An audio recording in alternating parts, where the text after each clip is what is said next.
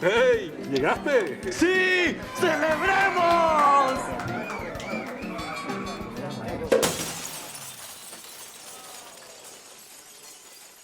¿Necesita un adelanto salarial SOS? Si recibe su salario con Davivienda, adelántelo en cualquier momento desde la app Davivienda El Salvador. Así de fácil. Davivienda.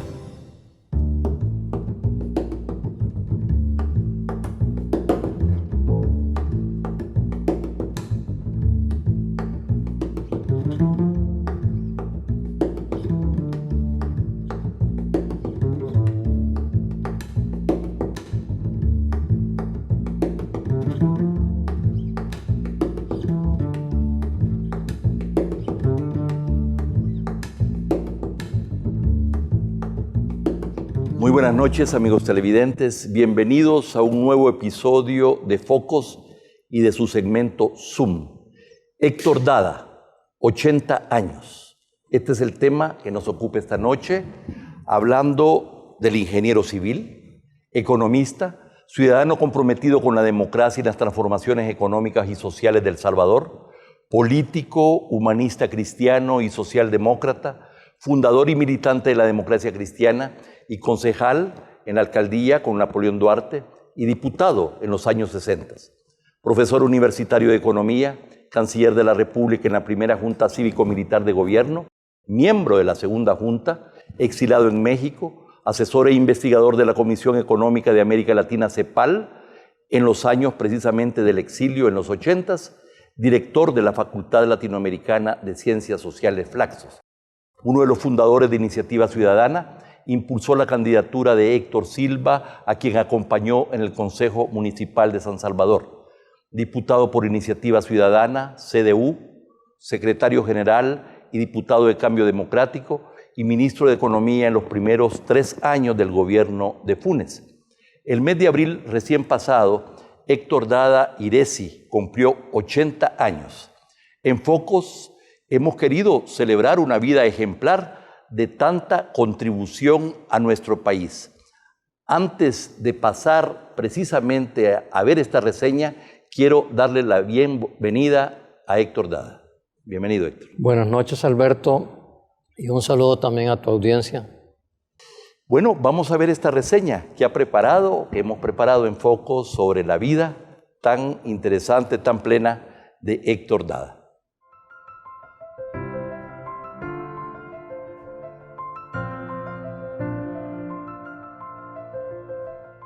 Héctor Dada Iresi nació en 1938 en el seno de una familia católica de origen palestino. El sentido de solidaridad y la conciencia social de Dada se forjaron desde el hogar, como ejemplo de su padre, Cristo Miguel Dada, un médico solidario con sus pacientes. Durante los años 50, en Acción Católica, esos valores familiares se volvieron más formales y comenzaron a tomar acción desde su liderazgo en AGEUS y otras asociaciones de la Universidad Nacional, de donde se graduó como ingeniero civil. Pero Acción Católica también le permitió conocer el amor de Gloria Sánchez, una abogada también graduada de la UES, con quien ha estado casado por más de 50 años.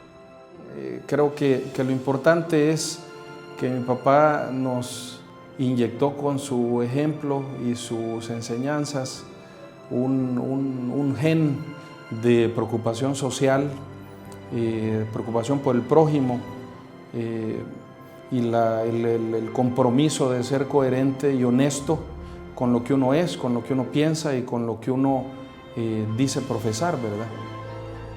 En Acción Católica, Dada tuvo mentores del calibre de Guillermo Manuel Ungo y Abraham Rodríguez. Para 1960, participa de la creación del Partido Demócrata Cristiano, una fundación acelerada por el golpe de Estado al presidente José María Lemus en octubre de aquel año.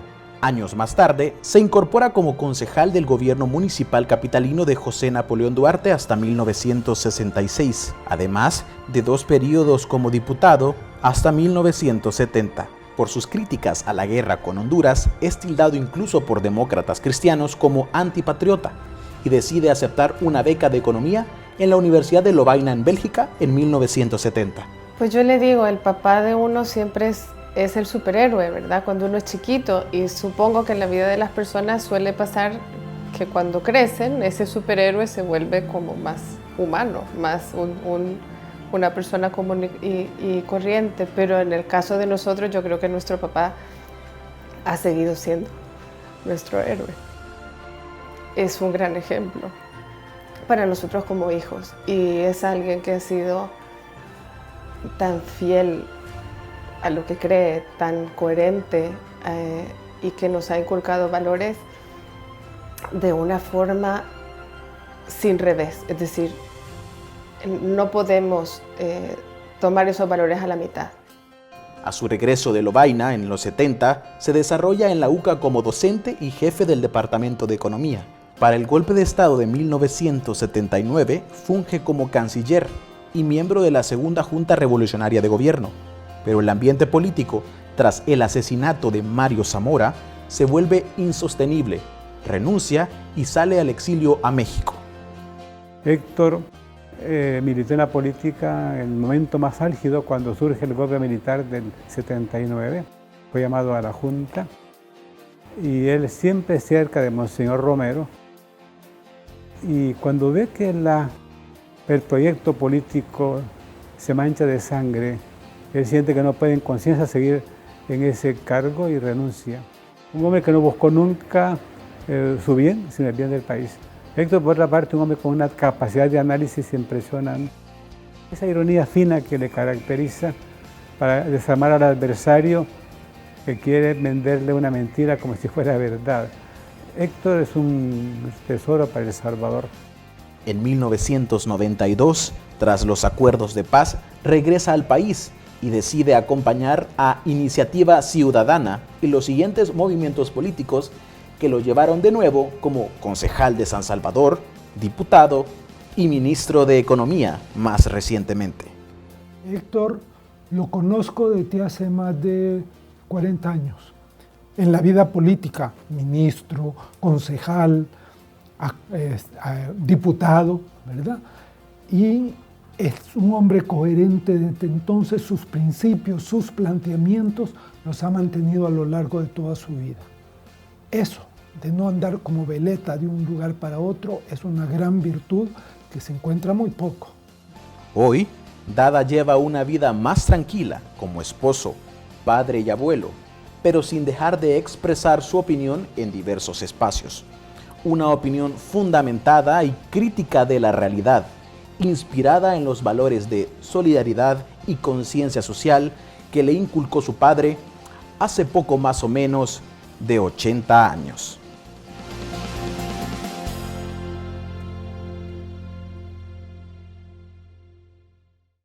Mira, antes déjame darte las gracias a ti por este programa y a la gente de Focos por el video que has presentado y las palabras de mis hijos y de el cardenal Gregorio Rosa Chávez y de Rubén que están en él, que me parece que, como siempre, cuando la gente que lo quiere a uno habla de uno, dice cosas más allá de lo que son ciertas, ¿verdad? No creo que merezco tantos epítetos agradables.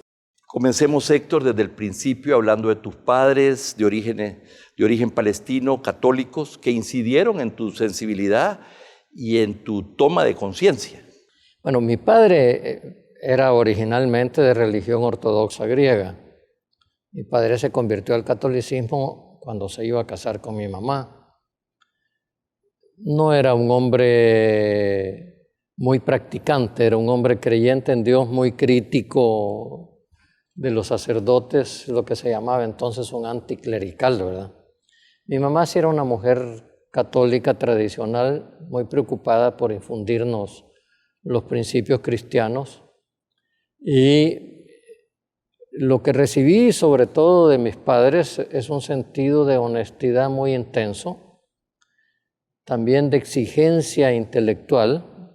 Mi padre era un hombre que era médico, muy estudioso y sabía de muchas cosas más allá de la medicina, y que en ese sentido nos inculcaba a sus hijos la lectura, nos inculcaba la obligación de ser honestos, pero también nos inculcaba mucho sentido de la libertad y la responsabilidad que significaba ser libres. Él fue un hombre muy sensible frente a las carencias de los que tenían menos que nosotros, que no teníamos mucho, porque tampoco fuimos gente que tuviera una situación muy holgada. Y eso me impactó desde el principio de mi vida. Pero estudiaste con los jesuitas en el Externado de San José, de ahí te bachilleraste, estuviste en Acción Católica, estudiaste el Concilio Vaticano II y sus consecuencias, es decir, fuiste un ciudadano, dijéramos, muy que la Iglesia Católica y el Evangelio tuvo un impacto en ti. Es exactamente. Fuera de un pequeño paréntesis, a mis 19 años, yo he sido un hombre católico practicante. Los jesuitas, en aquella época bastante conservadores, pero sí nos enseñaban a reflexionar sobre las creencias de la Iglesia, nos enseñaron doctrina social de la Iglesia. Y siempre esa formación y esa voluntad de reflexión que le inculcaron a uno y de aplicar el Evangelio a la realidad cotidiana me marcó para toda la vida y lo sigo haciendo. O sea, uno no puede leer el Evangelio en abstracto. Tú tuviste una relación muy cercana con Monseñor Chávez y González, con Monseñor Rivera y Damas, con Monseñor Rosa Chávez, obispo auxiliar y ahora cardenal. Pues no hay mucha gente que exista que pueda hablar tan de cerca de ellos como tú. Mira, Monseñor Chávez impulsaba mucho la Acción Católica. Yo pertenecía a la Acción Católica Universitaria y eso nos llevaba a tener una relación bastante cercana con el obispo. Monseñor Chávez es un obispo muy innovador. Cuando uno cuenta las cosas que hacía Monseñor Chávez, hay gente que se sorprende porque se adelantó a su tiempo. Cuando Monseñor Rivera fue nombrado obispo auxiliar, él fue el encargado de los movimientos laicos. Entonces yo tuve una relación muy estrecha con Monseñor Rivera que se acentuó cuando yo pertenecía al movimiento de intelectuales católicos. Monseñor Romero, que me había conocido él cuando yo era muy chiquito porque él llegaba a la casa de un tío político mío, comenzamos a tener relación con él bastante estrecha cuando él fue el secretario de la Conferencia Episcopal. Y yo ya era miembro de la Comisión de Justicia y Paz que había organizado Monseñor Chávez. Entonces sí he tenido la suerte de trabajar con esos tres obispos con los que hay que decir que era muy fácil ser católico, porque no eran obispos que se impusieran porque yo tengo el poder porque soy obispo. Creo que son obispos ejemplos de honestidad personal, pero obispos ejemplo de respeto a la libertad personal de los demás, que eso es absolutamente fiel al Evangelio. Además, tuviste una relación muy cercana, tienes una relación muy cercana con Monseñor Gregorio Rosa Chávez, el cardenal con quien coincidimos, por cierto, los tres en aquellos años en Lovaina. Yo había conocido a Gregorio Rosa Chávez desde mucho tiempo atrás, pero realmente entramos en relación más personal en Lovaina, como a él le gusta recordar cuando cuidaba a mis hijos, mientras yo podía salir con mi señora. Y hemos mantenido una relación muy estrecha con Gregorio, nuestro buen amigo Gregorio, y hay que decir que en ese sentido es una amistad muy fructífera, de mucha solidaridad. Creo que tenemos un cardenal que vale la pena. No puedo dejar de mencionar tu relación especial, cercana con Monseñor Romero, y tengo presente cuando, siendo tú miembro de la Junta y yo también miembro del gobierno, conversamos con Monseñor Romero sobre las razones de la salida, decisión difícil, y en tu caso, tuviste una conversación antes de salir muy importante. Mira, antes de entrar a lo de Monseñor Romero, yo quisiera citar a una persona que no ha aparecido en tus preguntas, y es mi señora. Sin ella es muy difícil explicar muchas cosas, y tú lo sabes, que nos conoces bien. Ha sido mi gran apoyo permanentemente, ha sido un gran ejemplo para mis hijos y sigue siendo un gran apoyo todavía para mí. Además fue Monseñor Chávez y González que los casó, ¿verdad? Nos casó Monseñor Chávez y González, evidentemente, y que estaba recién operado y no lo habíamos invitado porque nos habían dicho que el médico le había recomendado reposo y que si él sabía que me iba a casar, él iba a llegar, me dijo Monseñor Rivera. Monseñor Rivera era el que me iba a casar. Y la sorpresa de Monseñor Rivera fue que cuando iba a salir para el matrimonio, Monseñor Chávez estaba listo y le dijo: usted se queda aquí porque yo voy a ir a casar a Héctor. Eso fue. Solo llegó, estuvo sentado, nos casó y salió de la iglesia. Él no dijo la misa. Y fue una gran sorpresa para Gloria y para mí, pero realmente fue el mejor regalo. Una palabra sobre Monseñor Romero, tu salida ya pues del gobierno y además sobre cómo insistió con Gloria que era importante que se quedara allá y no regresara. Sí, yo fui un día jueves, yo salí el lunes 3 de marzo del país a decirle a Monseñor Romero que yo iba a renunciar de la Junta, que no podía seguirse, que no podía yo seguir casi siendo cómplice de la actitud represiva que la Junta iba teniendo cada vez más, y además menos del plan de contrainsurgencia que los Estados Unidos habían diseñado para El Salvador, que implicaba reforma agraria, que sí yo era partidario de la reforma agraria, pero no de esa reforma agraria, y que no podía. Entonces él se me quedó viendo con una cara muy entristecida, nunca le vi una cara tan preocupada a Monseñor, y me dijo: ¿está usted seguro que no hay nada que hacer? Yo le dije: mire, Monseñor, al menos yo no tengo nada que hacer.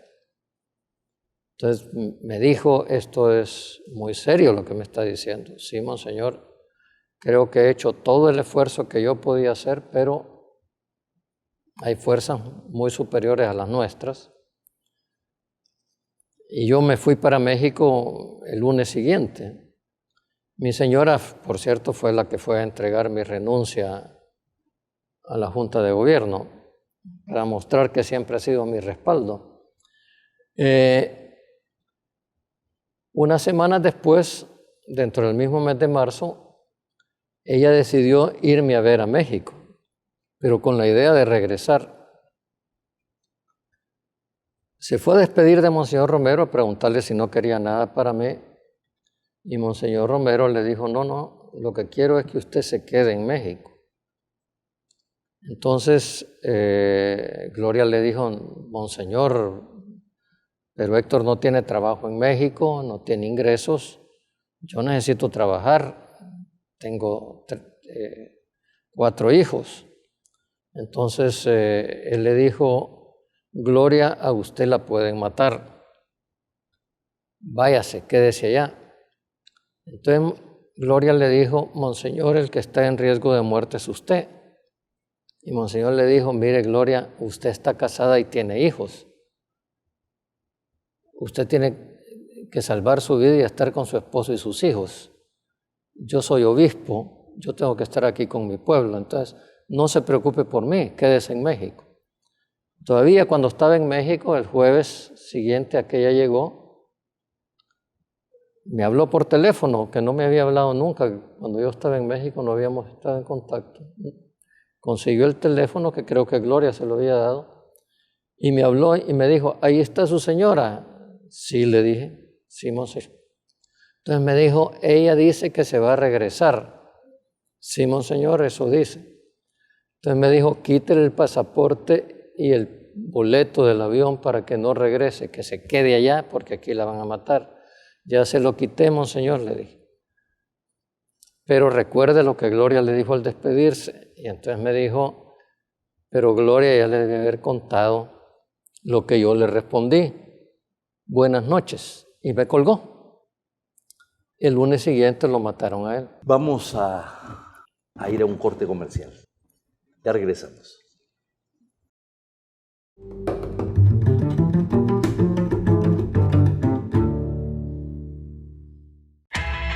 Cambiamos el sentido de roaming para que signifique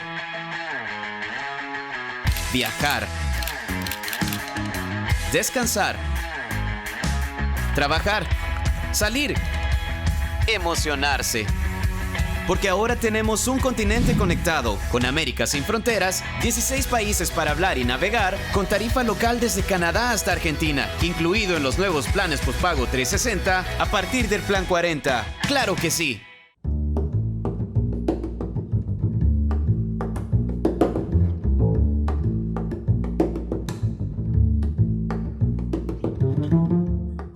Héctor Dada, 80 años. Es el tema que nos ocupa esta noche, conversando con Héctor Dada Iresi sobre su vida y muchos aspectos tan interesantes de esta existencia plena y comprometida con las transformaciones de El Salvador. Hay una historia que algunas personas, que algunos amigos hemos oído a través de los años y que a mí me parece muy importante que Héctor pueda compartir con la audiencia. Y tiene que ver precisamente con tu militancia desde el inicio mismo de la democracia cristiana en el país y la mejor lección de lo que era la dictadura militar, que todo indica que te la dio el general Medrano en Suchitoto en 1968. Cuéntanos. Creo que era coronel. Era coronel en ese momento, sí. Mira, había habido una elección repetida en Suchitoto porque se había empatado la primera elección. Después del fraude calcularon mal y la dejaron empatada. Y hubo una segunda elección que volvimos a ganar y nos la volvieron a falsificar por unos cuantos votos. Y de pronto apareció Orden, la Organización Democrática Nacionalista, que era una organización paramilitar que presidía el mismo coronel Medrano como jefe de la Guardia, sacando a los demócratas cristianos de las donde se estaban contando los votos. Y habíamos varios dirigentes demócratas cristianos, entonces íbamos por la calle y nos agredieron, a mí me escaparon a matar. Entonces, porque el ataque era directamente contra mí, nos fuimos al local del partido y apareció el coronel Medrano. Se puso a conversar con varios dirigentes del partido, pero después nosotros le insistíamos que lo único que estábamos haciendo era exigir nuestro derecho ciudadano de votar y ser votado libremente. Los derechos constitucionales. Los derechos constitucionales. Y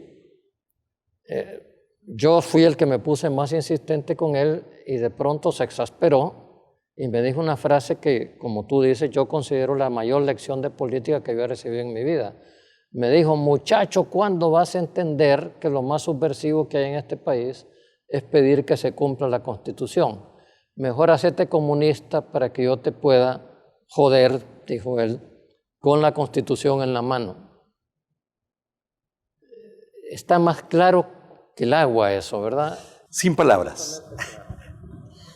Y hablando precisamente de la torpeza histórica de militares, de sectores de la élite económica y de los mismos gobiernos de Estados Unidos, tal vez con una excepción, siempre me ha llamado la atención, Héctor, este comportamiento en el cual estos sectores alentaron o ejercieron directamente la represión a los demócratas posibilitaron y estimularon violaciones de los derechos humanos y por esa vía terminaron potenciando y legitimando las opciones violentas a las organizaciones guerrilleras de orientación marxista-leninista, lo que a la postre nos condujo a la guerra. Es decir, prácticamente dirigieron todo el peso contra los que habían optado por la vía pacífica, legal, constitucional. Y al limitar, al destruir la capacidad de participación y de desarrollo, la opción armada fue cobrando más peso y más legitimidad. A mí me cuesta entender semejante torpeza histórica. ¿Cómo te lo explicas tú? Mira, yo no tengo explicación más que esas obsesiones locas que agarraron con la Guerra Fría, que no solo fue contra los que creíamos en la democracia, también con la iglesia que buscaba la superación de los pobres. Por ejemplo, la CIA declaró que Monseñor Macrat, el obispo de Panamá, arzobispo de Panamá, y Monseñor Chávez González, el arzobispo de San Salvador, eran enemigos de los intereses de Estados Unidos. ¿Y qué hacían? Organizar a los campesinos en cooperativas para buscar su superación personal. Que si tú lo lees en otros términos, los marxistas decían que esa era una acción anticomunista, ¿va? Que era capitalismo amoroso.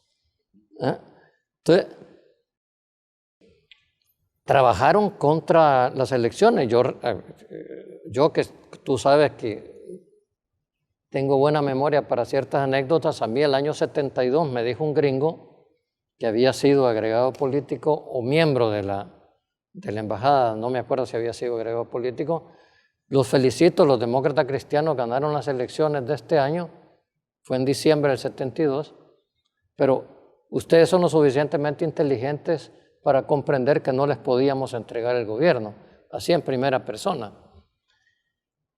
Fue una cosa loca. Hay que decir que el ingeniero Mario Pacheco, que fue candidato a vicepresidente de Abraham Rodríguez el año 67, les dijo a los gringos: si no permiten que la democracia se desarrolle en el país, aquí va a haber una guerra civil.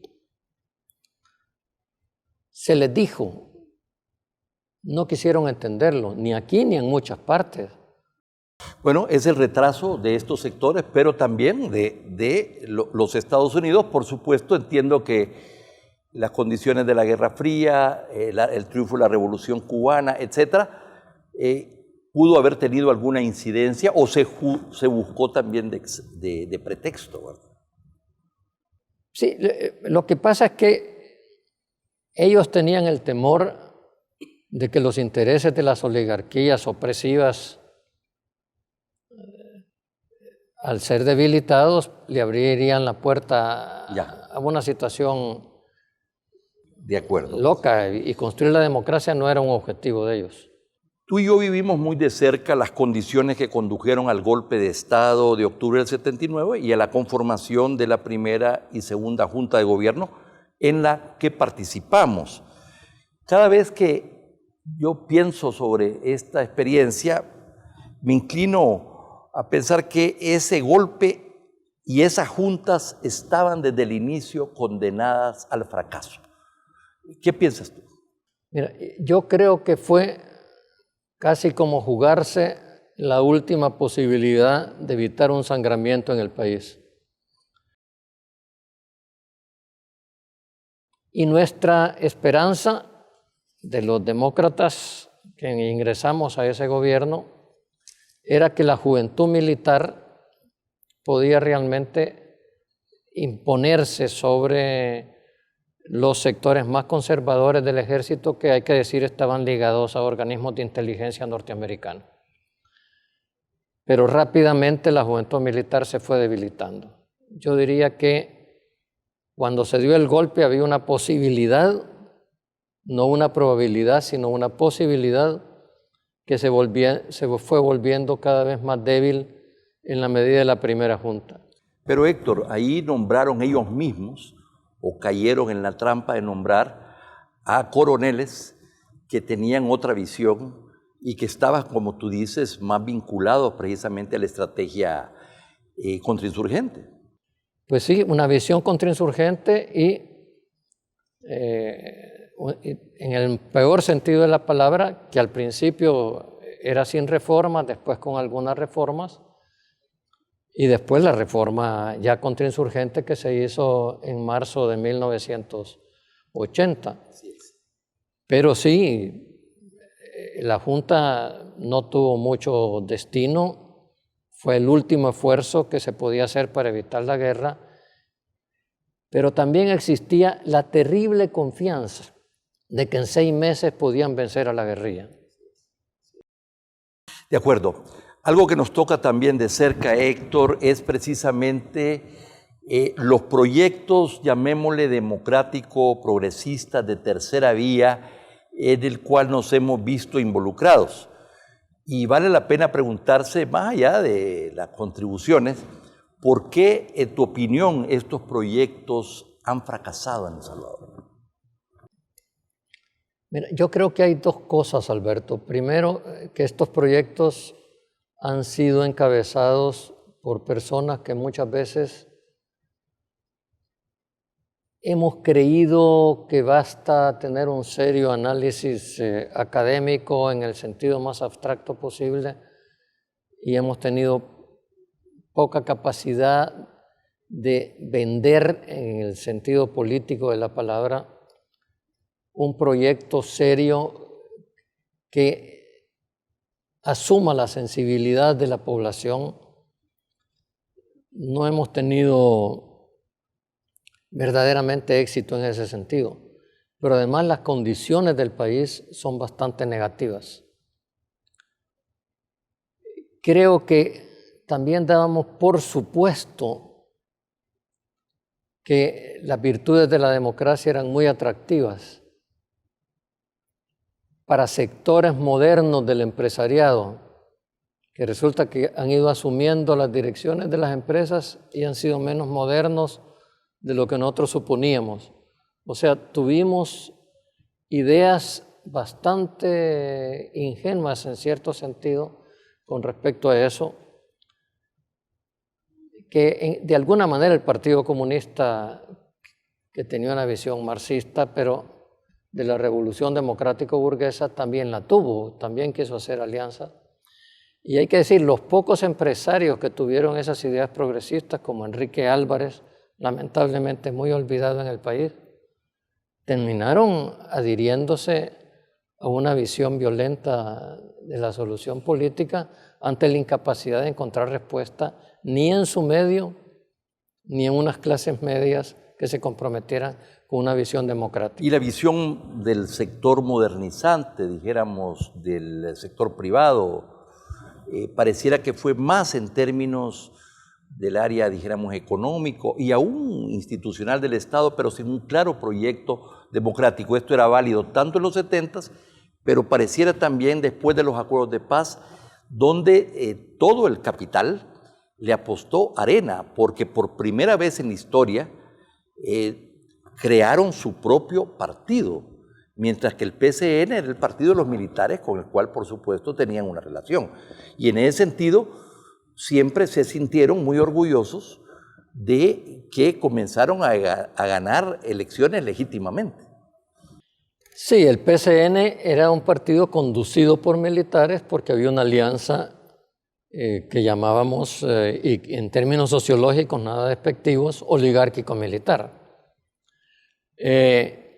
Arena fue un partido que no nació como el partido de los grandes empresarios, pero rápidamente se convirtió en el partido de los grandes empresarios y sigue haciéndolo. Pero hay que decir que tenían una concepción de ganar elecciones, pero controlar absolutamente el aparato de Estado. La vía de Nayib Bukele no pareciera corresponder a ese proyecto del que soñamos. Yo no creo, conociéndote, que te haya agradado tanto esa candidatura de Bukele en Cambio Democrático, partido del que fuiste fundador, que parecía que estaba consumada, si no fuera porque el Tribunal Supremo Electoral acaba de pronunciarse aboliendo, dijéramos, la legalidad, quitándole la legalidad al CD. Mira, en primer lugar hay que decir que candidaturas de caudillos individuales, como es el caso de Bukele, son posibles dado el fracaso del proyecto económico de Arena, que es un proyecto absolutamente fracasado, salvo en el enriquecimiento de unos pocos, y no tengo tiempo de explicarlo, por el fracaso del FMLN de cambiar las políticas económicas de manera de generar un modelo que pudiera tener éxito en resolver los problemas del país. Frente a ese fracaso que nos mostraron las últimas elecciones, uno cayó más que el otro, pero los dos cayeron, salen los caudillos que ofrecen por sí mismos resolver los problemas. Bueno, es el hartazgo frente a estos dos partidos que han dominado la posguerra. Entonces, no es una solución que a mí me agrade. Yo creo en la política más institucional, pero hay que decir que tampoco se encuentran respuestas en otro lado y que yo comprendo a la gente que te dice eso. A mí me sorprendió que estando comprando en una ferretería hace como mes y medio, me dijo un señor, ya nos fregó Arena, ya nos fregó el frente. ¿Cuál es su problema para que nos frieguen allí Bukele? Al menos cambiamos de gente que nos friegue. Es que es el reflejo del hartazgo. Del CD a Gana en pocas semanas se trata solamente de encontrar un vehículo para correr, ¿verdad? Cuando uno tiene una visión, una ideología, una manera de pensar, hubiera sido impensable que hubiéramos pasado de un partido de centro-izquierda a un partido de derecha, etcétera. Pero bueno, se trata precisamente de buscar un vehículo donde poder participar. Un cuarto de siglo de posguerra. Héctor, ¿cuáles son los principales desafíos que tú ves para El Salvador en estos años venideros después de este considerable fracaso de estos años donde se crearon tantas expectativas de transformaciones y ahora estamos considerablemente emproblemados? Yo creo que la primera cosa, el primer reto que tenemos los salvadoreños es de comprendernos en el siglo XXI. Tú decís que hay un pensamiento reumático y del pasado, y es bastante cierto. El tortuguismo reumático. Sí. Creo que debemos reflexionar sobre el país. Creo que no lo tenemos realmente diagnosticado. Tenemos un montón de diagnósticos que no diagnostican el país profundo. Tenemos que repensarnos como un país que se ha extendido no solo en el territorio nacional, sino fuera. Y quizás el primer reto es reconstituir el tejido nacional que destruyó la guerra, pero que no contribuyó de ninguna manera el proyecto de Arena a reconstruir y que muy poco, a pesar de que algo ha hecho el Frente, muy poco ha hecho en ese terreno. Debemos analizar con objetividad lo que ha sucedido en el país del principio de los acuerdos de paz. Pero también tenemos que ser más positivos para ver nuestras virtudes. A mí me da risa y tristeza simultáneamente cuando escucho a personas con mucha capacidad intelectual, sobre todo de derecha, de decir que en este país no hay ninguna institucionalidad. Y yo lo que les pongo enfrente inmediatamente son las palabras de mis amigos políticos y académicos de Guatemala, Honduras y Nicaragua para decirnos, por favor, no dejen perder la institucionalidad que tienen. El reto es entendernos como somos y no nos inventemos un país ni con excesivas virtudes ni con excesivos defectos. Héctor, finalmente, próximamente vas a cumplir 50 años de matrimonio con Gloria Sánchez, que ha sido el gran amor de tu vida. 4 hijos, 11 nietos, una linda familia que construyeron en medio de tanto trabajo y compromiso con el país. ¿Cómo lo hicieron? No sé, Alberto. Cuando uno es creyente, uno dice con la ayuda de Dios, ¿verdad? Pero mucho se lo debo a ella, hay que decirlo, y tú lo sabes, que ha sido capaz de soportar cosas que con un hijo y con otro hijo en el vientre yo le dijera, mi hijita, voy a cambiar de profesión y me voy a Lovaina a estudiar una licenciatura en economía, ¿verdad? Regresar al país y decirle, mi hijita, me voy a hacer los posgrados a Lovaina de nuevo, ¿verdad? Y después, al ratito, me voy al exilio, ¿verdad? Con 4 hijos. Es bastante complicado, pero implica mucho amor entre nosotros, mucha comprensión y mucho respeto a lo que el otro piensa. Creo que hemos hecho un matrimonio donde somos muy amigos y eso es muy importante. Mi mejor amiga es mi mujer. Creo que también yo soy su mejor amigo. No hay que perder eso. La alegría de estar juntos es mi novia todavía. Como tú decís, yo lo creo. Y entregarse a vivir con el compromiso con el que aprendimos en nuestra formación. Yo la encontré a ella en Acción Católica. En fin, tenemos el mismo tipo de visión en el país, aunque no tenemos la misma visión de la política nacional. Felicidades por tus 80 años, un poco retrasado porque este programa lo íbamos a hacer hace un par de meses. Felicidades por medio siglo de este matrimonio y de esta familia tan linda. Todo lo mejor para ti y los tuyos. Y gracias por toda tu contribución al país. No, Alberto, muchas gracias y muchas gracias a la audiencia por la paciencia. Y a ustedes, amigos televidentes, muchas gracias por haber tenido presente esta entrevista tan interesante, tan diferente, en que estamos inaugurando de alguna manera un nuevo género de este segmento Zoom, que vamos a repetir, pero en ocasiones muy particulares, cuando la vida y obra de un hombre o de una mujer valga la pena que le dediquemos precisamente un programa entero. Muchísimas gracias y muy buenas noches.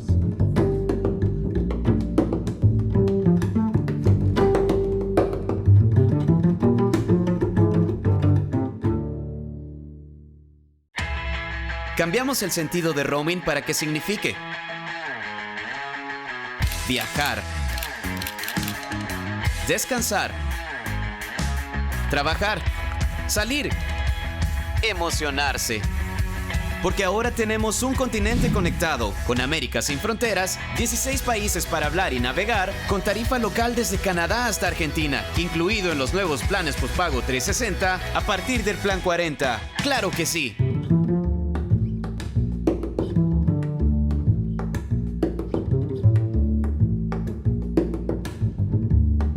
Elevar la carga tributaria con un enfoque justo y equitativo, fortalecer una administración transparente e incrementar la inversión pública para mejorar la educación y salud son las medidas que propone el Instituto Centroamericano de Estudios Fiscales, ICEFI, para que El Salvador salga del bajo crecimiento económico. En los últimos 20 años, El Salvador ha sido el país con el peor desempeño económico en toda Centroamérica. Mientras que en promedio la región ha crecido en 3.9%, nuestro país no ha excedido el 2% de su Producto Interno Bruto.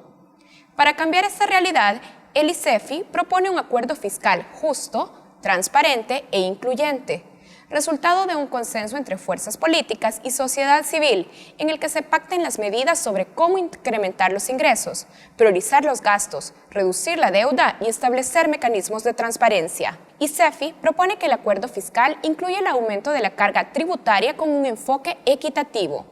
Los impuestos representan la principal fuente de ingresos en el país. Entre 2000 y 2017 representaron en promedio el 90.8% de los ingresos disponibles para financiar el gasto público. No obstante, la carga tributaria salvadoreña es de las más bajas de América Latina. En 2016 alcanzó el 17.4% del PIB, por debajo del promedio regional, que es del 19.1%. Cifras del ICEFI señalan que en El Salvador, mientras el 10% de la población más pobre ve reducido su ingreso en un 13.2% después del pago de impuestos, al 10% más rico solo se le reduce sus ingresos en un 11.2%. En cuanto a la recaudación total del impuesto sobre la renta e IVA, los datos destacan que los trabajadores aportan el 66.9% del total, mientras la gran empresa participa solo con el 14.8%. Ante esta realidad, el instituto plantea nuevos impuestos y eliminar los privilegios fiscales que no están justificados a empresas, es decir, cuyo costo es mayor que el beneficio que generan. ICEFI propone implementar un impuesto al patrimonio para las propiedades tasadas en $500,000, aprobar el IVA diferenciado para bienes suntuarios, es decir, que no se aplique la misma tasa de impuesto por comprar una libra de frijoles que para adquirir un automóvil de lujo. También recomienda la adopción de un impuesto predial. El economista de la Fundación Nacional para el Desarrollo, FUNDE, Carlos Pérez, reaccionó a la propuesta y dijo a Focos que, en su opinión, se debe implementar un impuesto predial sobre el patrimonial. Ambos gravan la propiedad, no son compatibles juntos, porque pueden desincentivar la inversión, dijo. Al ser consultado por Focos sobre el impacto de las medidas sugeridas, Ricardo Castaneda, economista senior del ICEFI, afirmó que la propuesta no profundiza en cuánto se recaudaría con este nuevo esquema tributario, porque depende de cómo queden diseñados los impuestos producto del diálogo político. Sin embargo, el Fondo Monetario Internacional y el Ministerio de Hacienda han realizado algunas estimaciones sobre la implementación de un impuesto al patrimonio, como propone el ICEFI. Si este se aplica a quienes tienen un patrimonio arriba de $500,000, se calcula que podrían recaudarse cerca de $90 millones al año. En cuanto a la propuesta de eliminar incentivos fiscales injustificados, un estudio del 2015 del Banco Interamericano de Desarrollo evaluó el impacto de estos privilegios para las empresas en zonas francas, en contraste con las que sí pagan impuestos al Estado. El estudio concluye que a pesar del régimen diferenciado, las ventas y utilidades son las mismas. ICEFI concluye que el mayor problema de la política fiscal salvadoreña es que no ha sido una herramienta para la democracia y el desarrollo, provocando servicios de baja calidad y cobertura, detonando altos niveles de exclusión y desigualdad en nuestro país. Así cerramos nuestra sección Prisma. Quédense con nosotros, volvemos con más contenidos.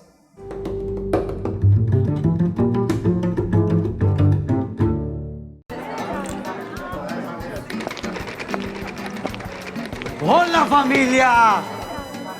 ¡Hey! ¿Llegaste? ¡Sí! ¡Celebremos!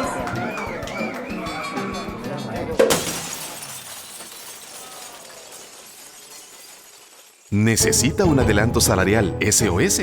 Si recibe su salario con Davivienda, adelántelo en cualquier momento desde la app Davivienda El Salvador. Así de fácil. Davivienda.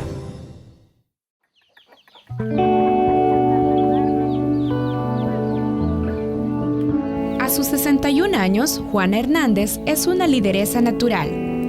Desde 1997 preside el Comité de Mujeres Fe y Esperanza en la comunidad Las Mesas, en una lucha constante por erradicar la desigualdad manifiesta a todo nivel y por el empoderamiento de las mujeres en diversos temas.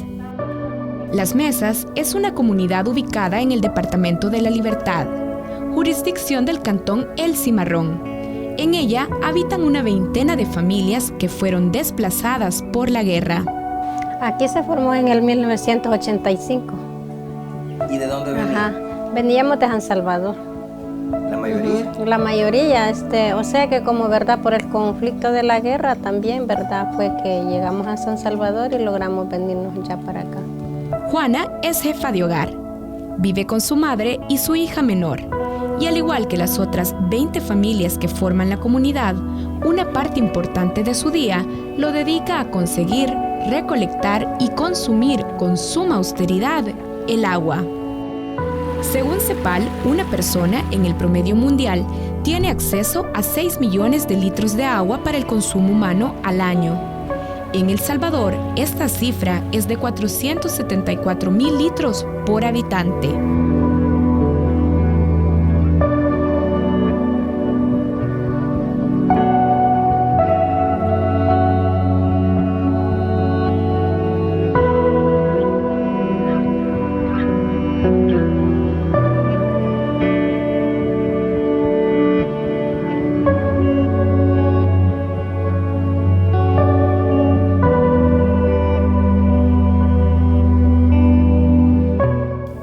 casas, la situación es más precaria.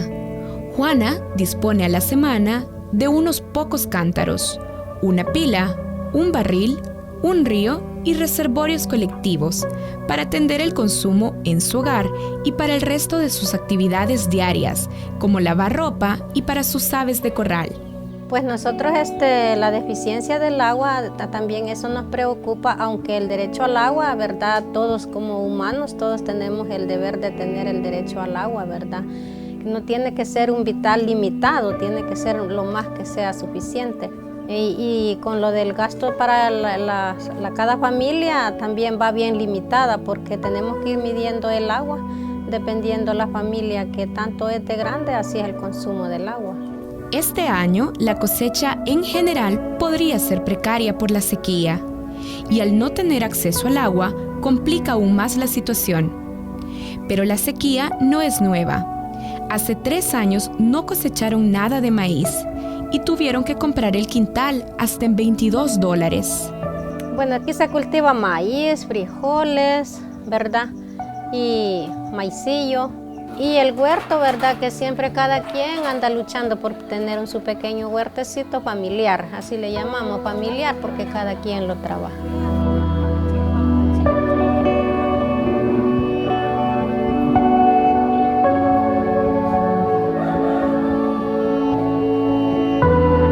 Cada día, Juana realiza las actividades cotidianas con sus familiares, con el agua que recolecta con esfuerzo todos los días, a veces proveniente de algunos pozos de la comunidad. Pero, ¿qué tan saludable podrá ser? La mayoría que los niños se enferman siempre es con parásitos, aparecen en los exámenes con parásitos, y en el caso aquí de mi familia, por ejemplo, mi papá, él está ahorita con tratamiento para insuficiencia renal, él tiene esa enfermedad, ya tiene 3 años de tenerla, y todo eso viene impactando porque según los estudios que nos dieron cuando lo llevamos, es que tenía que ver mucho el agua y lo que él había usado anteriormente cuando él trabajaba con esos químicos. Esta organización comunitaria ha sido clave para exigir el acceso al agua y está consciente de su participación ciudadana para garantizar ese derecho humano. Desde el Comité Fe y Esperanza, las mujeres han tomado el control del problema, con iniciativas y demandas claras. Las mujeres en esta comunidad son auténticas agentes de cambio y están conscientes que solo de las promesas de políticos no habrá solución. Bueno, como los señores dueños de nuestro país, los que tienen el billete, ellos sí pueden tener abundancia de agua para regar quizás canchas de fútbol, qué sé yo, para tener piscinas de agua. Mientras que la comunidad de nosotros sufre pues porque no tenemos ni siquiera para el consumo de agua a diario. Actualmente, los diputados en El Salvador discuten una ley de aguas que regule y defina los usos prioritarios de un recurso escaso. Hay intereses económicos en algunas empresas constructoras que han deforestado la cordillera del Bálsamo y otras zonas cercanas. Esto ha impactado en comunidades de La Libertad como Las Mesas, ya que el caudal de ríos que las abastecían hoy se volvió pequeñas correntías y la falta de lluvia recrudece el problema. Bueno, nosotros lo que hemos escuchado es que hacia los cantones vecinos, hacia arriba del cantón de nosotros, pues han hecho mucha tala de árbol, y como el río viene de lo que es del Espíritu, Villanueva, entonces todas esas zonas pues creen que la gente no hace uso del río, tiran todo lo que es desechos químicos al río, más no saben de que aquí abajo pues la gente pues ya ocupa el agua y ya viene con todos esos químicos, ya viene contaminado. Juana termina su jornada consciente que sin lucha el agua no llegará a su comunidad. Bueno, lo que esperamos es que no vayan a privatizar el agua, porque si privatizan el agua, entonces, digamos, causan la muerte pues, para la humanidad.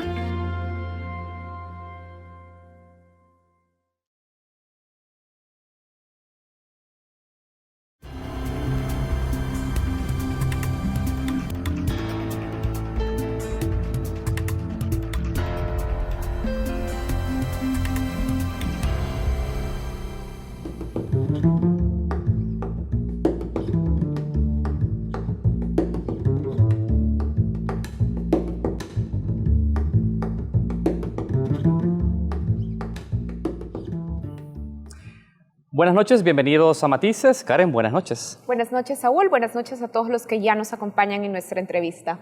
Esta noche vamos a hablar sobre la demora en la elección de magistrados a la Corte Suprema de Justicia. Hay que recordar que el pasado 15 de julio venció el plazo en el que la Asamblea Legislativa tenía que elegir a 4 nuevos magistrados y sus suplentes para la Sala de lo Constitucional y 1 para la Sala de lo Civil. Organizaciones de abogados han denunciado que esta demora, ese retraso realizado por la Asamblea Legislativa, es una clara violación y directa a los derechos fundamentales.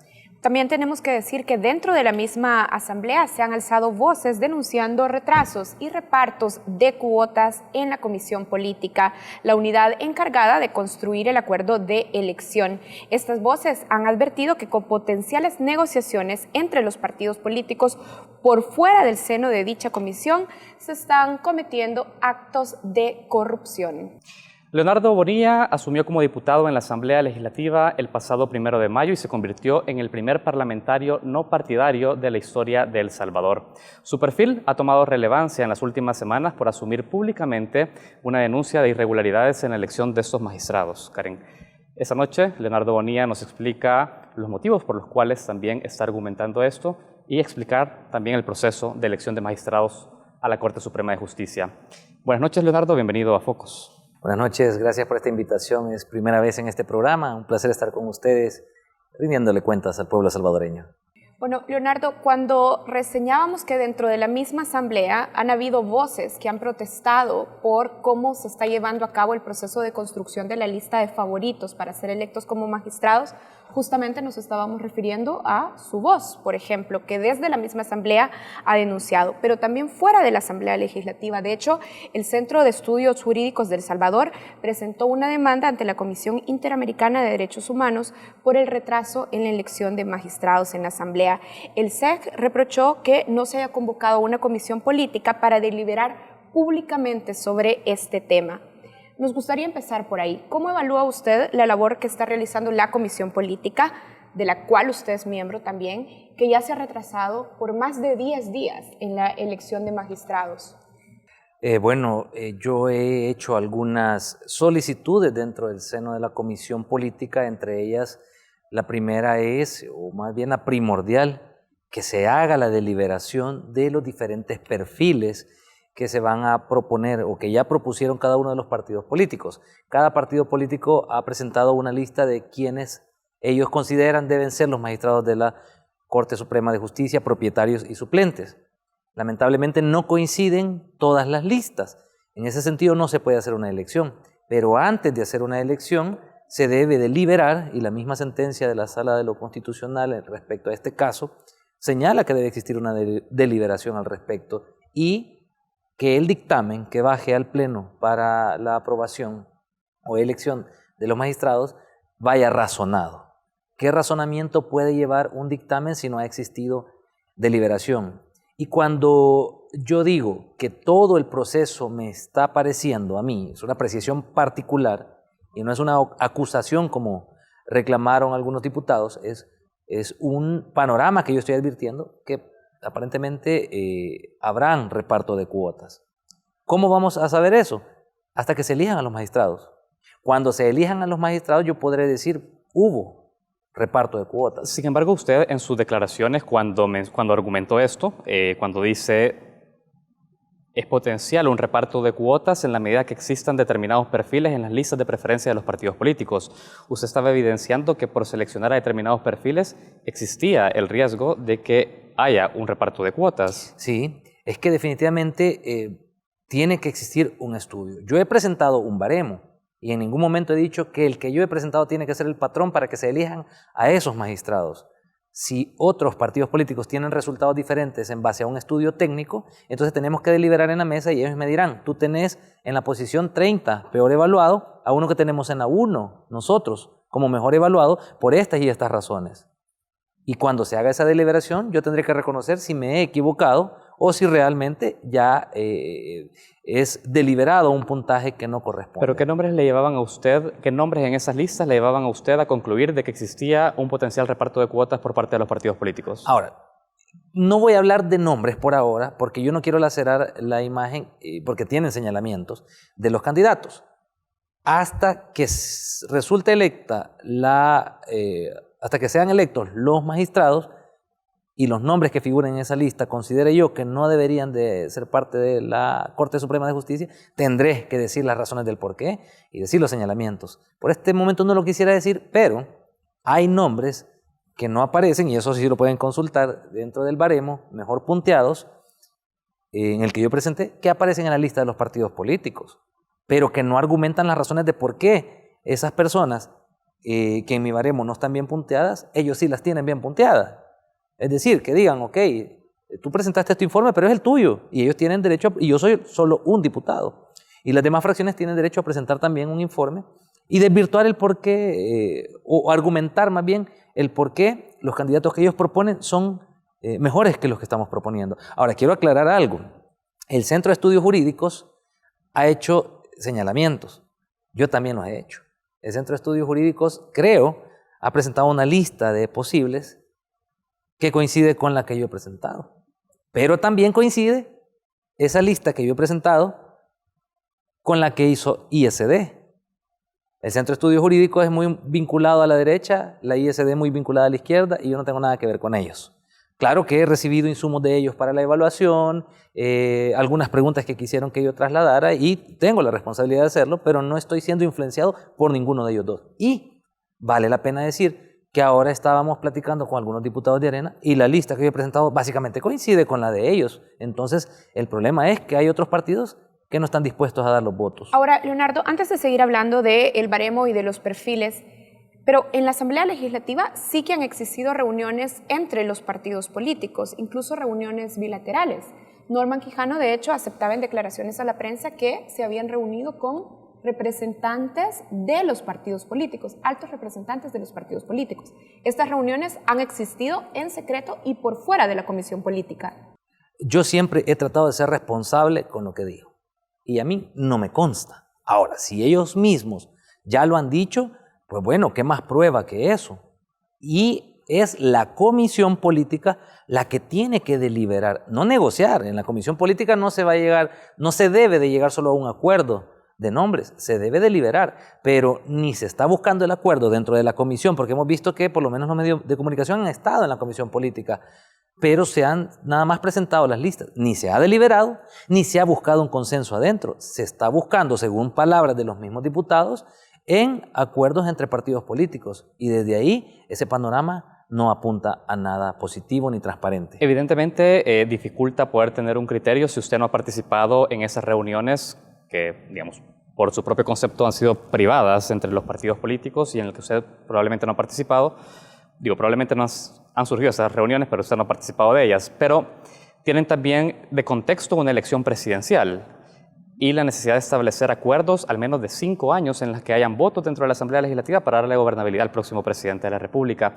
¿Usted percibe también en el ambiente la presión de esta elección presidencial a la hora de establecer los acuerdos entre los partidos y definir magistrados de la sala? Definitivamente que sí, se percibe. No van a aceptarlo los partidos políticos y siempre van a decir que la elección que ellos están buscando de los mejores candidatos, y lo han dicho todos los partidos políticos.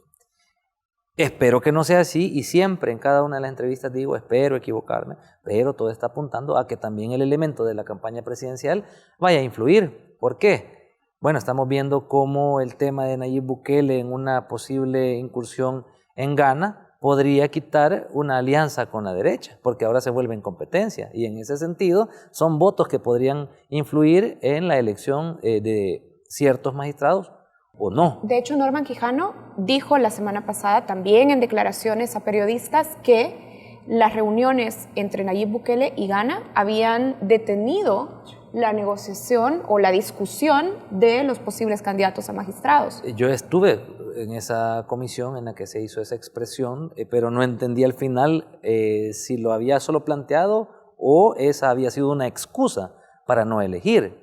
Pero de alguna u otra manera tendrá que que influir una posible alianza entre partidos de derecha o una no alianza con Ghana compitiendo de forma independiente. No debería ser ese el parámetro para decidir cuáles son las alianzas que nos lleven a elegir magistrados, obviamente, pero apuntan todos estos actos que estamos viendo a que la elección de magistrados no va por un camino muy transparente. Diputado Bonilla, usted ha dicho hace unos minutos que no quiere hacer valoraciones respecto a los perfiles, pero usted tiene un instrumento de carácter objetivo que se llama baremo, que le permite determinar por qué una persona entra dentro de una terna para ser magistrado y otro queda excluido.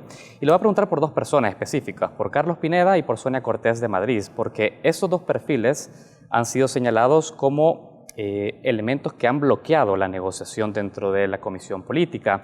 Pero además existe un informe de un panel independiente de abogados convocado por CEGIL, la Oficina de Derechos Humanos de Washington y la Fundación del Debido Proceso, y dijeron que estos dos no cuentan con moralidad notoria. ¿Cómo evaluó su baremo esos dos perfiles? ¿Tiene datos que le vio deficiente a ellos dos? Correcto. Ellos no están dentro de los mejores punteados por algunas razones. Los criterios fueron varios. Uno es los criterios, elementos materiales en los que se contemplan aquellas solvencias que presentaron por parte de Fiscalía, Tribunal Supremo Electoral, Tribunal de Ética, entre otros, que la mayoría presentaron como requisito para demostrar su independencia de partidos políticos, al menos independencia material, que no tienen que no tienen procesos pendientes ante la Fiscalía General de la República o el Tribunal de Ética Gubernamental, y pese a ello, algunos se filtraron teniendo procesos pendientes. El licenciado Pineda no tiene un perfil malo, o sea, podría ser un tanto elegible, sin embargo la puntuación no le da a él porque también hay otros perfiles que sopesan más. Otro de los criterios que valoramos fue, un doctorado pesa más que una maestría y una maestría más que una licenciatura. El hecho de haber dado clases, también el tiempo que tiene de dar clases y si ha dado o no ha dado, hace que haya una puntuación superior respecto a unos que a otros. El aspecto de trayectoria académica, entonces... La trayectoria académica, la experiencia... Específicos. Pero en el caso de Pineda, en el caso específico de Pineda ha sido la trayectoria académica lo que no le da un puntaje alto.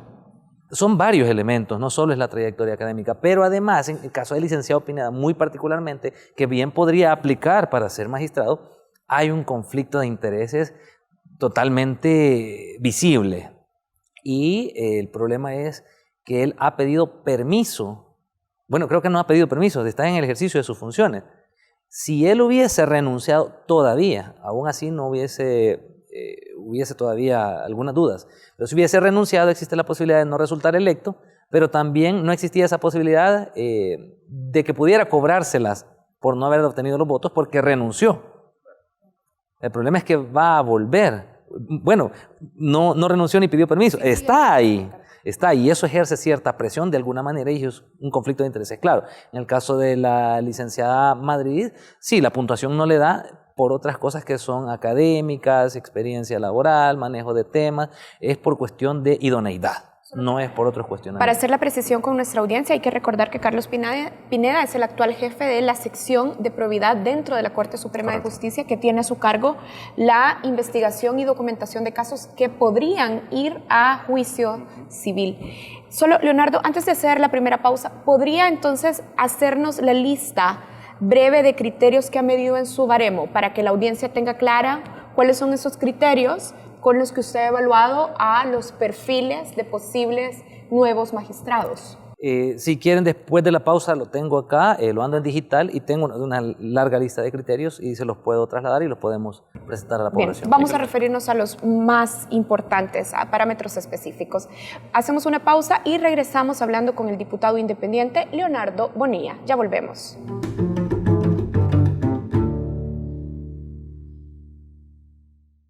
Este año vencen más de 1.7 millones de DUIs. ¿Tu DUI venció?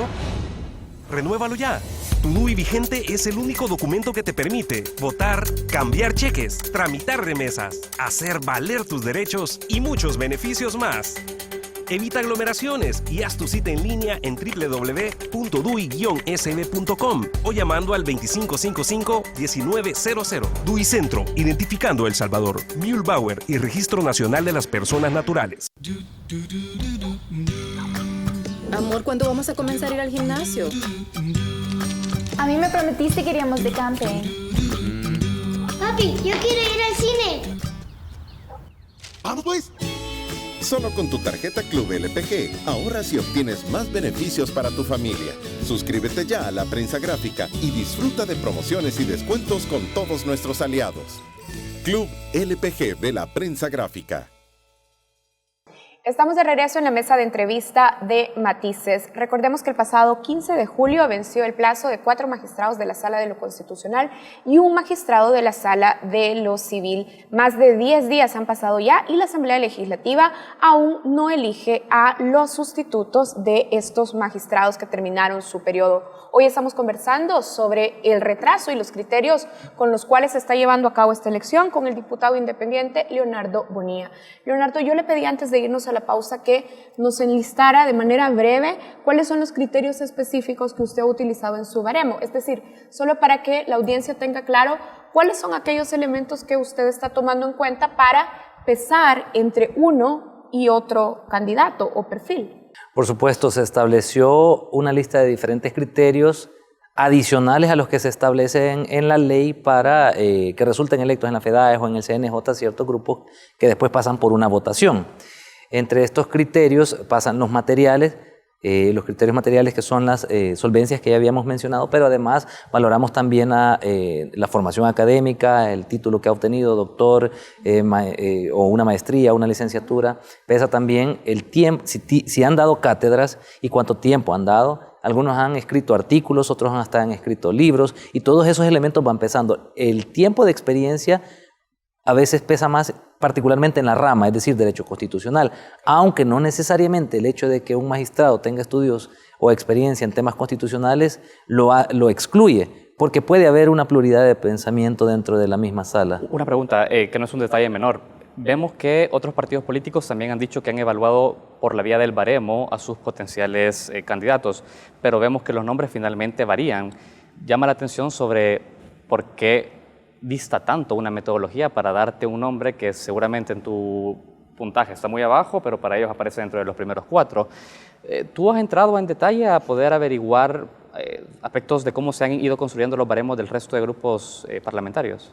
No he visto cómo se construyeron. El PCN, por su parte, presentó hace algunas sesiones de comisión el instrumento, sin nombres y sin resultados. Presentó el instrumento. Con nuestro equipo nos dimos a la tarea de llenarlo en base a los criterios establecidos en el baremo planteado por el PCN y casualmente coincidía mucho con los resultados obtenidos en el baremo que nosotros presentamos. Pero a la hora de presentar la lista del PCN no coincide con los resultados de su mismo baremo. Arena también presentó ya un baremo, ya lo hizo público a través de las redes sociales, y los nombres que se plantean por parte de Arena coincide con el resultado que nosotros hemos planteado. En ese sentido entiendo yo que Arena estaría dispuesto a dar 37 votos por los nombres que coinciden entre el de ellos y con el cual coincido yo, pero no sé las razones por qué no coinciden en nosotros partidos políticos. La del FMLN es una lista que es un resultado que no es producto de un baremo. No han presentado baremos, no han dicho que lo han realizado y solo presentaron una lista. Y esos nombres de hecho aparecen menos punteados en el baremo del PCN, perdón, el de Arena y en el mío. Y esa es toda la incógnita que aquí no se puede esclarecer. Nos preguntaban a representantes de diferentes partidos políticos en una entrevista televisiva que si estábamos listos. Y cuando le preguntaron a cada uno de los representantes, todos decían que estaban listos para emitir el voto. Bueno, entonces, ¿cuál es el problema? ¿Por qué no se elige? Bueno, sencillo, porque no hay 56 votos. Yo, dice un partido político, estoy listo para que votemos por estos.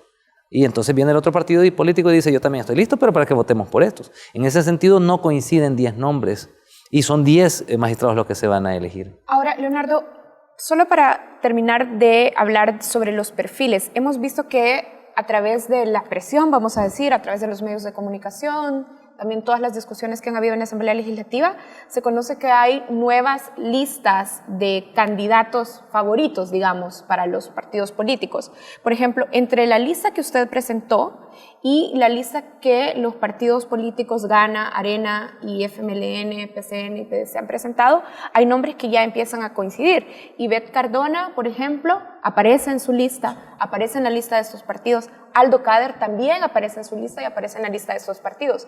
¿Cree entonces que nos estamos acercando a una posible elección de perfiles más competentes, más independientes? Yo quisiera dar ese beneficio de la duda. Bueno, quizás es muy feo decirlo así, y quisiera ser más optimista y pensar que sí. ¿Pero? El detalle es que son 10, y aunque esos nombres coinciden, no se pueden elegir a 2 y después elegir al resto. Entonces nos vamos acercando, pero llevamos 2 o 3. Faltan 7 que coincidan, y eso se vuelve complicado. Ahora, hay otro detalle. Yo no estoy casado con ningún hombre y ni voy a defender a capa de espada a ninguno, incluso aunque estén en mi lista como primeros. Si vienen otros partidos políticos y me dan sus criterios, y realmente son criterios de peso de por qué uno de los que está en mi lista no debería estar, pues hombre, es lo que se debe hacer, es el debate. Pero que solo me vengan a decir un nombre que, lejos de estar bien punteado, es cuestionado, tampoco voy a dar un voto por esa situación, aunque consiga los 56 votos este candidato. Ahora, esa discusión no la tendríamos en este momento, en esta mesa de entrevista, si efectivamente la ley estableciera unos criterios y parámetros muy bien y claros establecidos de cómo se eligen magistrados a la Corte Suprema de Justicia. Hoy por hoy lo que se establece es un criterio de carácter político meramente. Usted, al tener esta experiencia, ¿ha identificado la necesidad de aplicar reformas a la ley y al procedimiento? ¿Ya tiene con su equipo, dentro del equipo de no partidarios, digamos, usted como diputado y el equipo que lo apoya, algún tipo de reformas a hacer en los próximos meses? Pues como que si ya me hubieras dicho que me ibas a preguntar eso, sí. ¿Cuáles son? Estamos trabajando en la creación de una ley especial para elecciones de segundo grado. Una ley. Aunque organizaciones, bueno, yo cuando participé con organizaciones... ¿Se refiere al equipo. A su equipo. A mi equipo de trabajo. Aunque cuando yo participé con organizaciones de la sociedad civil, propusimos reformas al reglamento interno de la Asamblea Legislativa para transparentar un poco más el proceso. Hay organizaciones que están proponiendo un nuevo reglamento completo de Asamblea Legislativa que dé parámetros específicos, claros, para las elecciones de segundo grado. Y por mi parte estamos trabajando una ley especial para regular el tema de elecciones de segundo grado, en donde se establezcan criterios, en donde se establezca un procedimiento de entrevistas, que se determine qué tipo de preguntas, cómo van a ser orientadas, quiénes las harán, y una serie de procedimientos que nos lleve a obtener magistrados realmente idóneos, que se prohíba. Y de hecho yo planteé en un protocolo que pues, fue obviado al inicio de la subcomisión, que no existieran reuniones entre candidatos a magistrados y las diferentes fracciones. ¿Y hay interés de las otras fracciones en avanzar en un anteproyecto de ley de este tipo, de esta naturaleza, un anteproyecto de ley especial para elección de funcionarios de segundo grado? He escuchado que sí, pero al final fracciones? Siempre se dice que sí. Arena dijo que estaba dispuesta a tratar un tema en particular, creo que también hasta el FMLN creo que dijo que sí. El problema es del dicho al hecho. ¿Usted no ha pensado en establecer algún tipo de presión desde la sociedad civil con organizaciones para que se genere un costo político a los partidos políticos que no apoyen una iniciativa de este tipo? ¿No ha considerado eso? Correcto, sí, claro que sí. De hecho, he ido un poco más allá. Yo no quisiera pensar al final, aunque lo que yo estoy hablando es cuestionar básicamente el trabajo de la comisión en la que yo estoy, pero no quiero pensar que las cosas son como ya las estoy diciendo. Yo siempre he dicho que quiero estar equivocado, pero digo lo que hasta ahora estoy viendo. Y yo dije que si lograba hacerse una elección de magistrados y estos magistrados no eran como los más probos o idóneos, después de un consenso, no los magistrados, los candidatos que yo propuse, sino después de un consenso, como ya pasó con ISD, con el CES, con organizaciones de la sociedad civil, entre otras, y coincidimos en que no son las mejores personas, los mejores perfiles, pues que la población civil, como en el 743 del 2011, si no me equivoco, pues vaya y exija una reversión de esta medida. ¿Por qué? Porque la única opción, si esta elección fuese inconstitucional, sería que conozca la sala de lo constitucional, pero va a conocer la misma sala que resultará electa. En ese sentido, no habría nada que hacer a menos que la misma sociedad civil exija una reversión. Ahora hablemos también de las etapas anteriores a la deliberación y construcción de listas en la Asamblea Legislativa. Y es que, por ejemplo, el panel independiente de expertos que observó la elección en FEDAES y el Consejo Nacional de la Judicatura ya había advertido que estas dos instancias no tienen las herramientas adecuadas para identificar a los candidatos con moralidad y competencia notorias. Y además decían, cuando el proceso llega a la Asamblea Legislativa, se va a desarrollar, como ya lo estaba mencionando, en un marco de discusión meramente política que tampoco considera adecuadamente los elementos de mérito. A su juicio, ¿qué reformas hay que hacer también en el proceso de preselección desde FEDAES y el CNJ? Ok, es que la ley que nosotros estamos proponiendo contempla desde la etapa inicial. Es decir, no solamente dentro de la Asamblea Legislativa y en la Comisión la elección, sino desde antes de que estas personas propuestas, de que estos perfiles propuestos por el CNJ y la FEDAES puedan llegar. ¿Y qué aspectos específicos de ese proceso de preselección Por reformas ejemplo, anteproyecto? hay candidatos que resultan electos por votación. Y eso queda mucho a criterios populistas o de simpatía de abogados. He escuchado que abogados hicieron fiestas en donde repartieron alcohol más que ir a expresar cuáles eran sus ideas sobre una Corte Suprema de Justicia, era ganar adeptos y con eso votación. Entonces, en ese sentido, no es el más capaz el que resulta propuesto, sino el más simpático, el que generó más adeptos. Y esto propone que eliminar la elección de FEDAES, por ejemplo. Estamos estudiando si podría o no haber elección, pero al haber una elección que ya hayan filtros y que si van a ir a elección, por lo menos sean perfiles completamente idóneos. O sea, no va a participar cualquier abogado que tenga simplemente simpatía, sino que aunque haya una elección, porque por ejemplo en la Asamblea vamos a hacer una votación, ¿ok? Pero tenemos que filtrarlo. Entonces, si se someten a votación, está bien, pero que antes de una votación exista un filtro y que no sean con requisitos básicos. Por ejemplo, la Constitución establece requisitos muy básicos. Y la ley establece otros, pero también no son lo suficientemente exigentes como para que algunos puedan evadirlos. Y hemos visto cómo candidatos han evadido esos filtros. Gente que tiene cuestionamientos ante la Fiscalía General de la República, ante el Tribunal de Ética.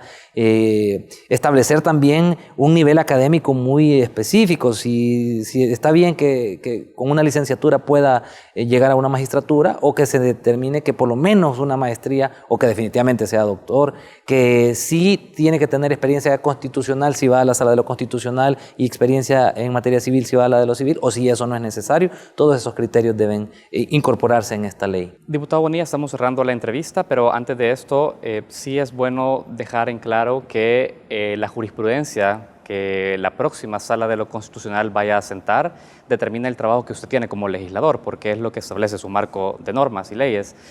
¿Usted ha identificado dentro de su agenda de temas por los cuales llegó a ser diputado y ofreció una propuesta, una plataforma electoral, en qué aspectos necesita tener usted claridad a nivel constitucional para avanzar en reformas de leyes o en temas estratégicos que usted crea que el país necesita, en donde la Sala de lo Constitucional va a tener el desafío de fallar en los próximos 9 años?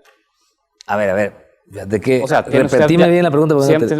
¿Tiene usted ya, digamos, la claridad de cuáles son esas sentencias claves que la próxima sala tiene que fallar para poder tocar temas claves desde la Asamblea Legislativa? Hay una serie de sentencias que hay que estudiarlas. El problema es que existe el riesgo, y eso se preguntó incluso en las entrevistas, de si algunos candidatos estuvieran dispuestos a revertir algunos criterios jurisprudenciales de la Sala de lo Constitucional. Pero estamos en el estudio de algunas sentencias que deben mantener su criterio en estos 9 años para darle gobernabilidad al país y para no atentar contra la certeza jurídica. Yo quiero hacer un paréntesis acá e independientemente de quienes resulten electos como magistrados, porque al final de cuentas esto es una cuestión de 56 votos, como dijo un diputado, más allá de baremo, más allá de idoneidad, el que tenga los 56 votos queda, lamentablemente, pero el llamado sería a que obedezcan realmente a las necesidades en materia de justicia del país. No estoy diciendo aquí que desobedezcan acuerdos entre partidos, porque estaría diciendo yo que esos magistrados habrían hecho acuerdos y no puedo decir algo que no me consta, sino que simplemente se deban al pueblo salvadoreño y que dejen de lado cualquier tinte partidario o cuotismo que se pueda deber. ¿Por qué? Porque existe la posibilidad que se reviertan una serie de sentencias y eso sería grave para el país. Claro, hay sentencias que no compartimos muchos. No necesariamente la anterior sala podemos decir que fue perfecta. Hubieron sentencias muy cuestionables, pero queremos que esta sala mantenga por lo menos ese equilibrio. Así es que el llamado para los magistrados sería ese. Leonardo, una pregunta final. Hoy es 29 de julio, estamos a un par de días de salir ya de vacaciones. ¿Habrá elección de magistrados antes de las vacaciones?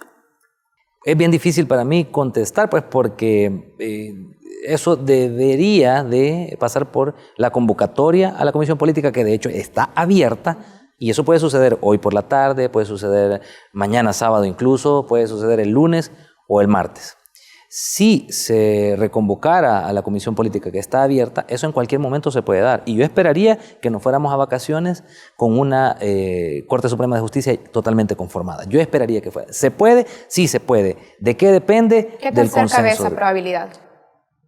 Pues es bien difícil porque pasa porque ya haya un consenso. Y podrá ser que falten 3 votos y eso por 3 votos no se puede dar. Y la coyuntura con el tema de Ghana, Bukele, creo que, como ya lo hablamos, lamentablemente tiene mucha injerencia en este proceso. Leonardo Bonilla, diputado no partidario en la Asamblea Legislativa, queremos agradecerle su tiempo y su participación por primera vez en Focos. Bueno, no hay nada que agradecer, es mi obligación dar a la población salvadoreña los insumos de lo que está sucediendo en el acontecer legislativo. Bueno, nosotros hacemos una pausa. Quédense porque regresamos con más contenidos en Focos.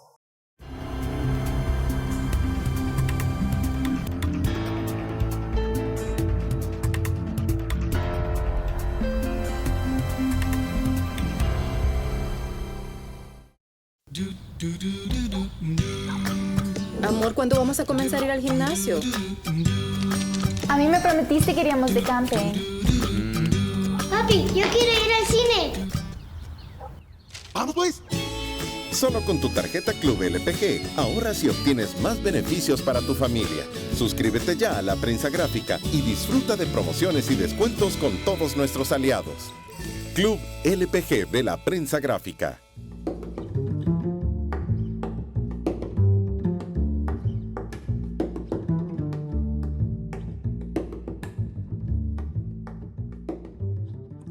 Bienvenidos a Reflejos, el segmento de análisis internacional de Focos. Los históricos aliados comerciales de Estados Unidos en América Latina han optado por la integración y liberar el comercio en sus subregiones. Recientemente, los países de la Alianza del Pacífico, compuesta por México, Colombia, Perú y Chile, han decidido lanzar un mensaje a la política proteccionista del presidente estadounidense Donald Trump.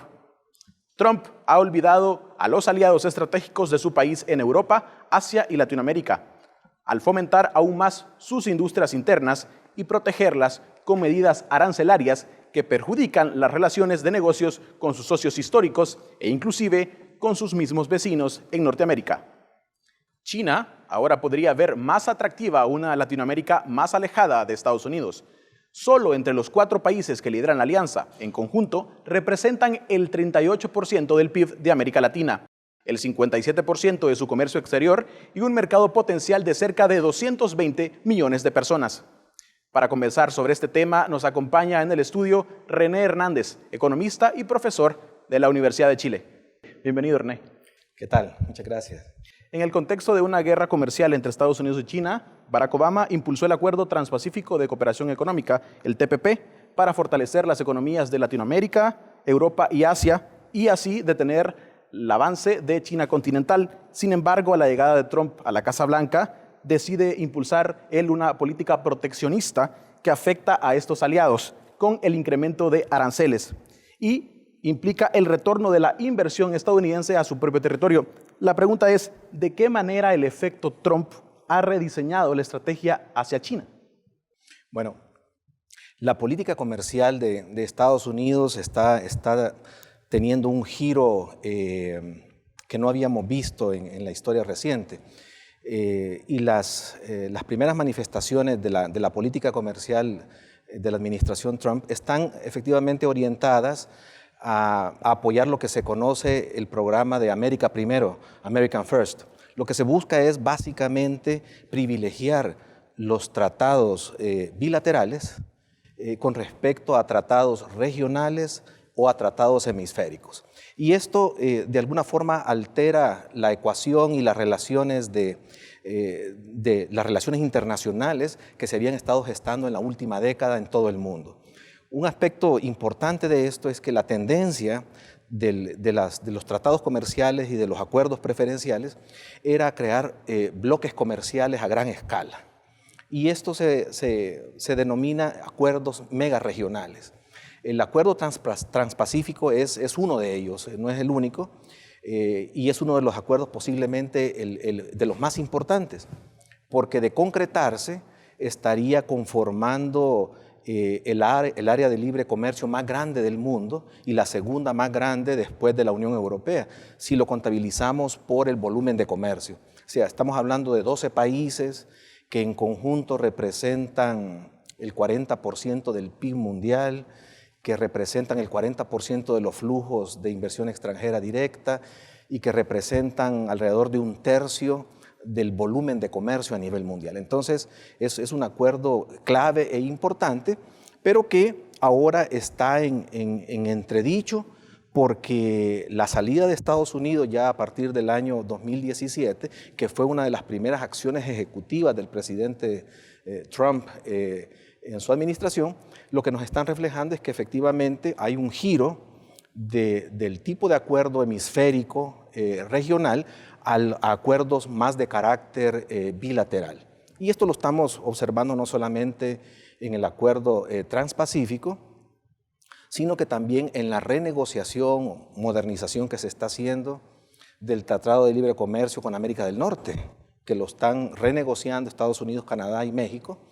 Esto representa también una variante distinta a toda digamos, los acuerdos preferenciales de comercio y al multilateralismo que hemos observado en años recientes.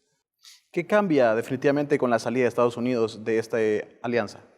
Bueno, cambian muchas cosas, porque recientemente, en marzo de este año, 11 de los 12 países, ya sin Estados Unidos, se reunieron en Chile para firmar ya el acuerdo transpacífico, ya mutó de nombre, ahora es Tratado Integral y Progresivo de la Alianza Transpacífica. Básicamente ahora está siendo liderado por Japón, ya el liderazgo de Estados Unidos ha terminado en esto y ahora está en el proceso de ratificación para ver si se echa a andar digamos, este nuevo acuerdo sin Estados Unidos. Aquí esto cambia porque se espera que al menos 6 países de los 11 lo ratifiquen y de ser así se necesitaría que de esos 6 representen aproximadamente un 85% del PIB mundial, lo cual es complicado si no se logra ese 85% con los 6 que lo puedan ratificar. Pero cambian muchas cosas, cambian las reglas del comercio como las estamos conociendo y cambia también el futuro de la integración hemisférica como lo habíamos conocido. Entonces es un campo de juego totalmente distinto y al cual de alguna forma las economías pequeñas y las economías en desarrollo tendrán que adaptarse y buscar mecanismos para diversificar toda su oferta exportadora, para buscar nuevos mercados y de esa forma poder unirse a las tendencias de la integración regional y hemisférica que estamos observando. Hablando propiamente de esta Alianza del Pacífico, que es la que muta, ¿no? ¿De qué manera la integración de estas economías favorece a la región latinoamericana con estos nuevos actores? Yo creo que hay muchas oportunidades. La Alianza del Pacífico ahora ha firmado un acuerdo con el Mercosur para básicamente obtener nuevas economías de escala, aprovechar economías de localización y aglomeración y fundamentalmente buscar la forma de integrarse de una manera distinta hacia los segmentos de mayor valor de las cadenas globales de suministro. Ahora, la producción global está también cambiando y las oportunidades que tiene América Latina y países pequeños como El Salvador consisten en tratar de moverse hacia los niveles de la cadena de suministro que tengan más valor añadido, más valor agregado y mayor contenido tecnológico. Y esa es una gran oportunidad que las nuevas negociaciones y los nuevos acuerdos nos están ofreciendo. Finalmente, con el distanciamiento de Estados Unidos de América Latina, ¿se prevé un avance entonces de la intervención de China continental? ¿Representa para la región un beneficio o un valor agregado de la relación comercial con China? Bueno, estamos hablando de la segunda economía más grande en el mundo. Entonces, sin duda alguna, una ventaja comercial es tener a China como socio comercial, no solamente como destino de nuestras exportaciones, sino que como una fuente de compra de bienes intermedios y bienes de capital que China puede ofrecer. Entonces, ofrece muchísimas ventajas. Yo creo que dentro de muy pocos años, algunas estimaciones de algunos economistas dicen y manifiestan que China va a ser la principal economía del mundo. Antes del año 2030 muy posiblemente ya lo sea. Entonces, yo creo que no hay que tenerle temor a esto. Yo creo que las tendencias mundiales nos están manifestando esto y China se está convirtiendo, ya lo es, el gran jugador global en el comercio mundial, es la gran fábrica del mundo. Y bueno, lo que pasa es que naturalmente por temas de geografía y localización, el principal mercado de destino, al menos de los países centroamericanos, ha sido siempre Estados Unidos. Pero esto no tiene que ser necesariamente así. Y buena parte de la estrategia de largo plazo, especialmente de la política comercial, de la política de integración del país, puede estar en función de buscar diversificar no solamente la oferta exportable, sino que los mercados de destino. Y ahí China ofrece una oportunidad sin duda muy importante para, digamos, promover el desarrollo y las economías de nuestros países. Bien, muchísimas gracias, René. Gracias por estar en Reflejos. Gusto. Encantado. Con esto concluimos nuestro análisis internacional desde el estudio de Focos. Ya volvemos con más contenido.